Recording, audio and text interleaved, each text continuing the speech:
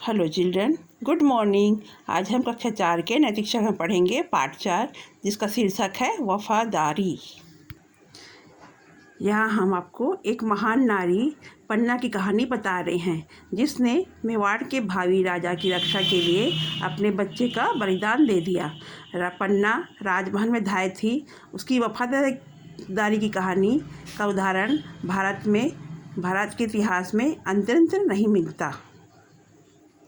राणा सांगा की मृत्यु के बाद मेवाड़ का शासन करने के लिए कोई भी नहीं बचा था। राजकुमार उदय सिंह केवल 2 वर्ष का था, इसलिए उसके मंत्री बनवीर ने शासन का कार्यभार संभाला। उदय सिंह की मां करुणावती एक बुद्धिमती और एक वीर नारी थी। उनको बनवीर की नीयत पर पहले से ही संदेह था। काफ़ी भी समय से वह बीमार थी। वह अपना अंतिम समय समझकर उन्होंने पन्ना को बुलाया और कहा, मेरा भगवान सूर्य की भूमि पर मुझे याद कर रहा है। मैं मेवाड़ के भावी राजा को तुम्हारे संरक्षण में छोड़े जा रही हूँ। उसे किसी प्रकार की हानि न होने पाए। पन्ना की आंखों में आंसू आ गए। उसने महारानी को वचन दिया कि वह राजकुमार को किसी प्रकार की हानि नहीं होने देगी। उस समय उसे पता नहीं था कि उसे उस वचन का कितना बड़ा मूल्य चुकाना पड़ेगा। पन्ना बहुत वफादार नारी थी। उसने बच्चे का लालन पालन माँ की तरह किया। वह राजकुमार की देखभाल अपने पुत्र से भी अधिक अच्छी तरह से करती थी। वह रानी को दिए गए वचन के अनुसार उसे मेवाड़ का महाराजा होने तक सुरक्षित रखना चाहती थी। बनवीर एक अन्यायी व कठोर व्यक्ति था। वह स्वयं मेवाड़ का राजा बनना चाहता था। वह जानता था कि यदि उदय सिंह जीवित रहा तो राज्य की बागडोर उसके हाथ से निकल जाएगी। इसलिए उसने राजकुमार को मार डालने का निश्चय कर लिया। एक रात जब पन्ना उदय सिंह को सुला रही थी, उसे राजमहल में भयंकर शोर सुनाई पड़ा। उसने दासी से पूछा, ये कैसा शोर हो रहा है? दासी ने बताया, बलबीर ने राज परिवार के सभी राजकुमारों को मार दिया है और वह अब तेजी से उदय सिंह को मारने इसी ओर आ रहा है। पन्ना घबरा गई। वह सोचने लगी, बनवीर उदय सिंह को कभी जीवित ना छोड़ेगा। मैं क्या करूं? नहीं, मैं उदय सिंह को कभी ना मरने दूंगी। मैं अपने प्राण देकर भी उसकी रक्षा करूंगी।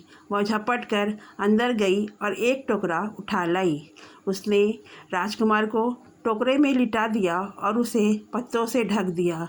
तब उसने एक विश्वसनीय दासी से कहा, जाओ जल्दी करो, इसे छुपाकर यहाँ से चित्तौड़ की सीमा से बाहर ले जाओ। दासी ने टोकरा उठाया और तेजी से बाहर निकल गई।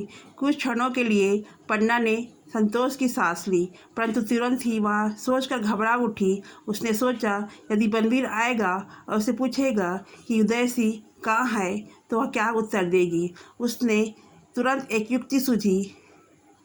उसने अपने बच्चे को राजकुमार के कपड़े पहना दिए और उसे राजकुमार के स्थान पर पालने में लिटा दिया और स्वयं उसके पास बैठ गई। कुछ ही क्षण बाद बनवीर ने हाथ में नंगी तलवार लिए कमरे में उसे गरज कर पूछा, बताओ उदय सिंह कहाँ हैं?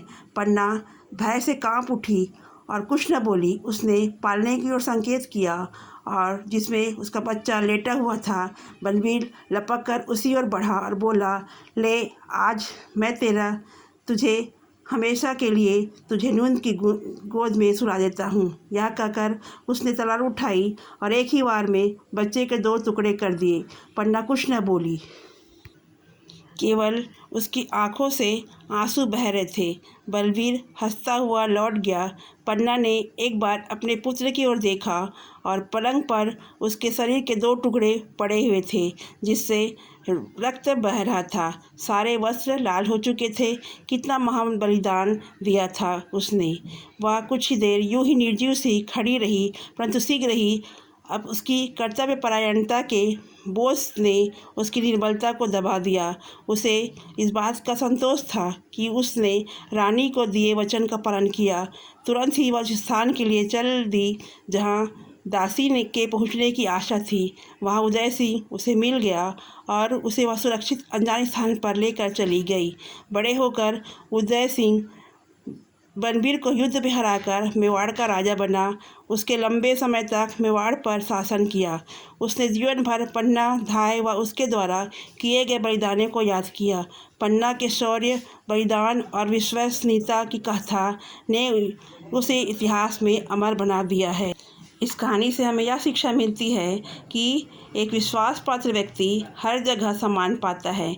हमें ऐसे गुण अपनाने चाहिए जिससे हम दूसरों का विश्वास प्राप्त कर सकें। Thank you.